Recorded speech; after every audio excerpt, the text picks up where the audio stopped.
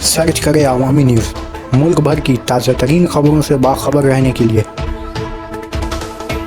Subscribe करें हमारे channel को और बेल आइकन ज़रूर दबाएं।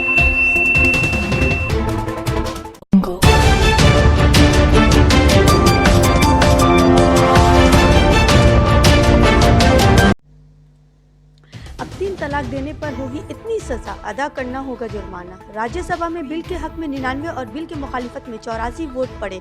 इस बिल के पास होने के बाद 3 तलाक की रिवायत पूरी तरह सजा के दायरे में आ जाएगी। 3 तलाक बिल लोकसभा के बाद राज्यसभा में भी पास हो गया है। राज्यसभा में बिल के हक में 99 और बिल की मुखालिफत में 84 वोट पड़े हैं। इस बिल के पास होने के बाद 3 तलाक की रिवायत पूरी तरह से जुर्म के ज़मरे में आ गई है।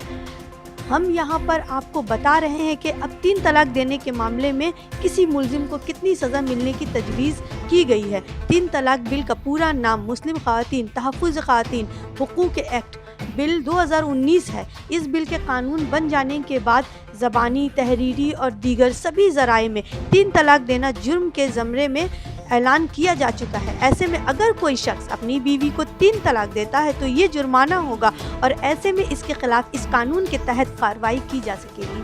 3 तलाक देने पर होगी 3 साल की जेल और जुर्माना। 3 तलाक बिल में 3 तलाक देने पर किसी शख्स के खिलाफ 3 साल तक जेल की सज़ा तजवीज़ है। इसके साथ ही इस शख्स पर जुर्माना भी लगाया जाएगा। 3 तलाक के मामले में ज़मानत के लिए मजिस्ट्रेट के पास जाना होगा। अगर किसी खातून को 3 तलाक दिया जाता है तो वो अपने शौहर से मुआवजे का मुतालबा कर सकती हैं।